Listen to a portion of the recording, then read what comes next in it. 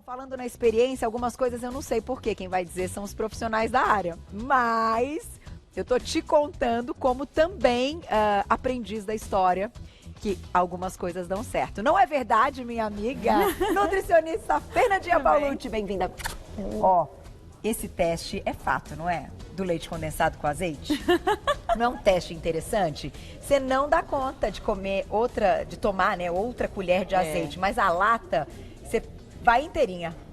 Que coisa. Mas em outra oportunidade você conta o porquê acontece isso. Hoje nós vamos falar de aditivos químicos, que é um assunto bem atual, que as pessoas têm se preocupado com isso em diversos aspectos, não só na prevenção de doenças, mas também para quem está fazendo o tratamento no controle das doenças. E até, gente, por uma questão aí, eu penso, né, e você me disse se eu estou errada, da pele.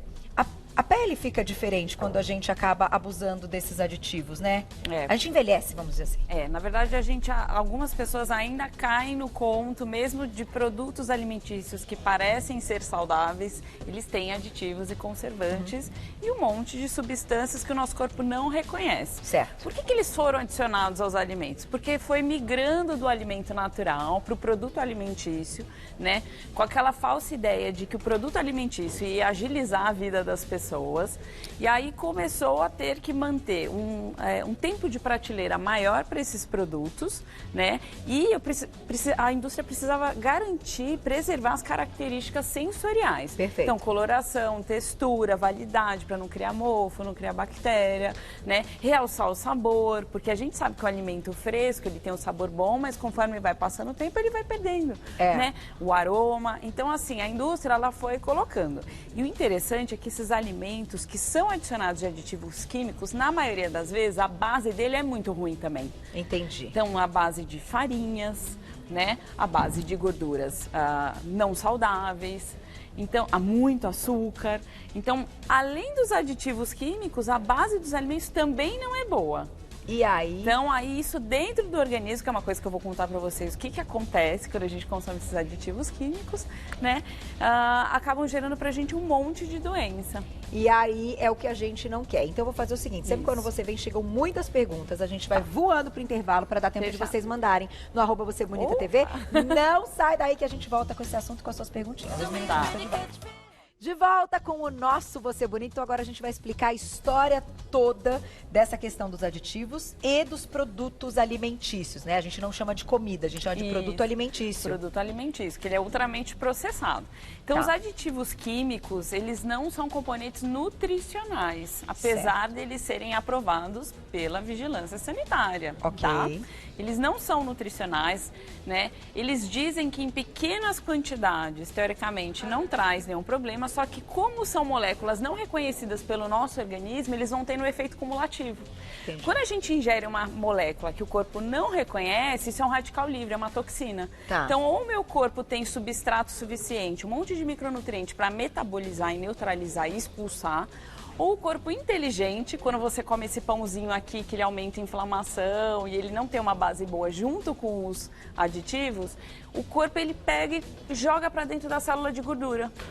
E aí a gente inflama a célula de gordura e aí não sabe por que a célula de gordura não para de se multiplicar, a gente não para de ganhar peso, porque a gente gera uma inflamação nesse tecido adiposo. Então, além de piorar a questão do aumento, do ganho de peso, também mantém um corpo inflamado, que é um corpo menos saudável. A gente sobrecarrega a parte de detoxificação da parte hepática, né? Porque a gente precisa de muito micronutriente para dar conta desses aditivos que a gente vai fazendo consumo constantemente, né? E tem também a questão que essas moléculas que não são reconhecidas, quando a gente coloca na boca e passa pelo esôfago, a gente tem células que já vão avisando que aquilo não é pra gente. Então já vai ter uma liberação, uma cascata inflamatória, liberação de histamina, né? E aí o interessante é que vem as reações alérgicas. Pode ser desde uma alergia das vias respiratórias, de pele, né? Rubor, mas também a histamina ela aumenta até 3 vezes a produção de suco gástrico. E aí as pessoas têm refluxo e acham que é um problema gástrico, mas está relacionado com um aditivo químico, com um alimento inflamatório. Aumenta então a produção do suco gástrico? Nossa, aumenta até 3 vezes. E aí você tem aquela reação de realmente queimação, né? E algumas pessoas o refluxo. Vamos colocar só aqui na tela? A Mostrar gente tem, alguns aditivos. Vamos nomeá-los, né? Isso. Que é o que a gente tem aqui na mesa para a gente prestar atenção em alguns deles. Então, corante, adoçante, estabilizantes, antioxidante, aromatizante e conservante. Tudo isso aqui é considerado aditivo químico. Tem a parte ainda de emulsificantes, gelificantes, clarificantes. Tem ainda uma gama maior do que isso. Esses são os mais básicos, comuns. E por que você botou a pipoca? Então vamos lá, essa pipoca ela tem glutamato monossódico. Então a gente tem que aprender a ler o rótulo e ver o nominho que a gente não reconhece, que é estranho. Então teoricamente a pipoca deveria ser só milho. Entendi. Né? Então, por isso que ela é mais salgadinha já naturalmente. Por isso que ela vicia. Por isso que como uma pipoca normal, ela não tem a mesma graça que uma pipoca de pacote, que a gente faz no micro-ondas. Né? Tem a gordura hidrogenada, tem algumas mamães que mandam, né, esses mini salaminhos aqui para os filhinhos lindos comer de lanche. Aqui está rico em nitrito, nitrato é cancerígeno. Tá? Aqueles patezinhos prontos, os embutidos como peito de peru, né? Essa cor rosa não é uma cor normal, né? Não é natural. E aí o nitrito e o nitrato têm essa ação cancerígena mesmo. E tá em todos os embutidos? Na maioria dos embutidos. Na maioria dos embutidos. Porque a gente tem sim alguns produtos, tipo um presunto de Parma, que não vai nitrito e nitrato. Eu ia perguntar do bendito do Parma. Qual que é a história do Parma? Que a maioria, as marcas mais baratas, tem o nitrito e o nitrato. Mas tem o Parma, as marcas melhor, de verdade, ele não tem nitrito e nitrato.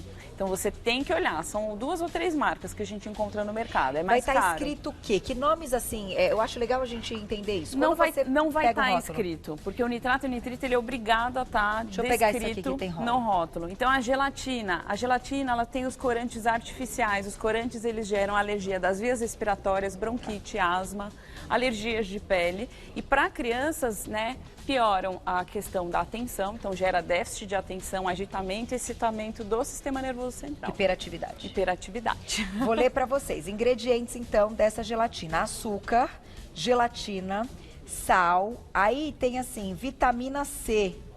Geralmente eles colocam vitamina C como um conservante natural. Ácido ascórbico. Reguladores de acidez.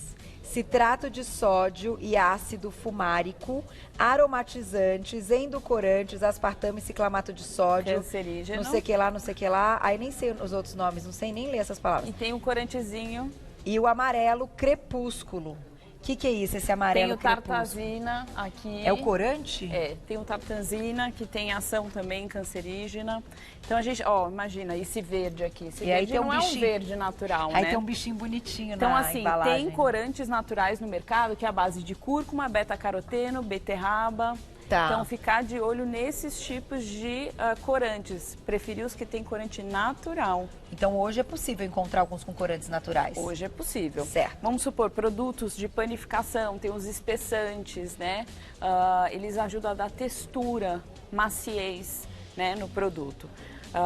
Esses queijinhos, né? Então, os queijinhos lá... tipo alguma coisa também, eles têm muito emulsificante. Esses molhos...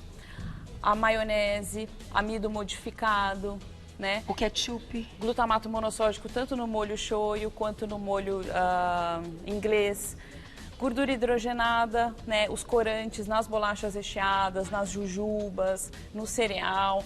O iogurte, leiam, bebida láctea, ela tem que ser o leite e o fermentado. Quantos ingredientes tem que ter iogurte? Tem que ter no máximo 2 ou 3, se tiver fruta. Eu falo todo dia. E aí, às vezes, vem também com aquelas bolinhas lá de chocolate coloridinhas. Isso aqui, certamente, quando a gente olha, a gente sabe que não é legal. Só que estávamos discutindo a questão desses macarrõezinhos aqui, ó. Que são fritos. Que são prontos. Eles são pré-fritos. O que mais que eles têm? Então, tem esses espessantes, esses estabilizantes na composição e o temperinho dele tem o glutamato monossódico. Que até fiz uma pauta falando sobre os temperos. Por isso que é gostoso. E aí, olha que interessante que eu trouxe. Requeijão é uma coisa que é muito utilizada. Tem o caseinato também, que é uma forma de estabilizante. Mas também ali tem o requeijão, que teoricamente é saudável. porque ele é vegano e tal, mas ele também tem amido modificado e tem alguns tipos de substâncias não saudáveis. Tá. Para ficar atento, que às vezes produtos que teoricamente são saudáveis, aparentam, leia o rótulo. De todo. Tá? Mas, Fê, deixa eu te fazer uma pergunta agora, colocando para nossa vida real. E para a parte cultural da história, que a gente está acostumada e tal. Você vai no cinema, come só pipoca, você liga um filme em casa e faz uma pipoca e etc. O quanto de consumo, talvez, de um ou outro e balanceado ali, enfim, diminui o impacto. Como você disse, aquilo vai se acumulando. Se ele não é metabolizado, ele fica. Isso.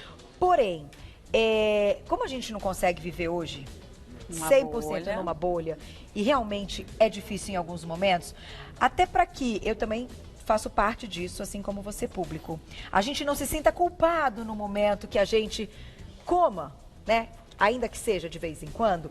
Me conta essa questão do impacto. Como é que a gente diminui o impacto se a gente precisar ou quiser comer, ainda que de vez em quando? Então vamos lá. Se você quiser comer de vez em quando, hoje já tem ketchup, marcas que não têm esses conservantes e aditivos, formas mais naturais. Tem então, os primeira melhores. coisa, Tá. procurar produtos similares com ingredientes melhores. Essa é a primeira coisa.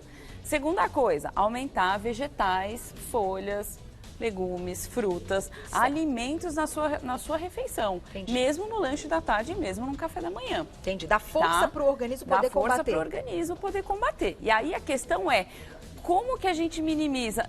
A gente não consegue, eu não consigo te falar como que a gente minimiza 100%, porque cada corpo tem uma tolerância e uma capacidade de se adaptar a essas toxinas que recebe. Entendi. Entendeu? Então a gente tem aqui um antifúngico nessas farinhas, melhoradores. Então quando você come uma farinha de trigo, não é só o glúten que é ruim, o sulfato ferroso que vem nela também estraga a microbiota, o glifosato que vem nela também mata a flora intestinal.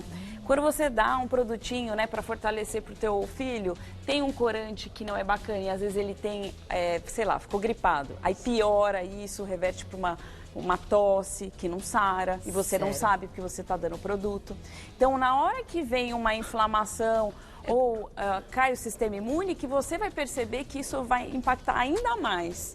Na saúde, né? Leite, a gente já tem leite que é orgânico sendo vendido. Eu não fico sem, tudo bem, é uma escolha de cada um. Porém, a gente sabe que tem leites que estão cheios de conservante. Essa é uma marca que eu trouxe que tem um monte de conservante. Então, você tem escolhas de melhorar a composição do que você come, você tem escolhas de ler o rótulo. Entendi, entendi. E deixar o corpo mais forte para combater. Exatamente. Vamos colocar a perguntinha do público, eu deixei tempo para vocês mandarem na tela. Quem escreveu pra gente, olha lá. Obrigada, Marcela, um beijo para você. A partir do momento que começamos a comer bem, quanto tempo demora para o nosso organismo, então, desintoxicar, né? Aparecerem os resultados dessa mudança? Tá. Geralmente, essa parte de detoxificação a gente pede para fazer sempre, né? Que é sempre manter uma alimentação anti-inflamatória. Mas sim, fazendo 7 dias de uma alimentação limpa, você já consegue notar resultados de você desinchar. O desinchar significa que você está desinflamando. Ah, legal. E aí a gente não perde gordura se não estiver desinflamado. Entendi. Então, por isso que tem gente que faz dieta, come pouca caloria, mas come alimento errado. E aí ela não desinflama, ela não perde peso, mesmo com baixa caloria. Entendi, mesmo controlando a ingestão mas a questão da desintoxicação, ela é para sempre, porque como a gente está exposto constantemente a isso, o tempo inteiro a gente tem que dar diariamente doses de fitoquímicos para o nosso corpo ajudar a metabolizar. Para a gente fazer a desintoxicação, a gente precisa de muitos minerais para estimular. A superóxido dismutase, a glutationa, né, que são enzimas super antioxidantes. A gente precisa de aminoácidos. Então a gente precisa realmente de uma dieta bem completa. E no consultório a gente fala, para sempre a gente vai ter que estar monitorando isso e dando compostos para desintoxicar. Não tem jeito. Até porque a gente tem também os metais pesados. Esses são extremamente difíceis. E aí, em consultório, além da alimentação, a gente usa os fitoterápicos para potencializar essa desintoxicação, homeopatias e já tem também equipamentos, né, frequenciais que ajudam também a expulsar esses pesticidas também. Pra gente fechar, posso colocar na lista atividade física? Atividade física, também porque através do suor a gente libera toxina. Aí, ó, tá vendo? No final a gente tem o que fazer. Não dá pra Tem viver sim. na bolha, mas tem o que fazer. Eu vou agradecer Tem. mais uma vez ela. Quem quiser saber mais desse trabalho maravilhoso, Fernanda Paulucci nas redes sociais, lá no Insta, @FernandaPaulucci.nutri, @FernandaPaulucci.nutri. Telefone para vocês lá da clínica 2387-9006. 2387-9006. Obrigada, minha amiga. Sempre linda. Até a Obrigada próxima e a até o você. novo horário, hein? É verdade. Beijo.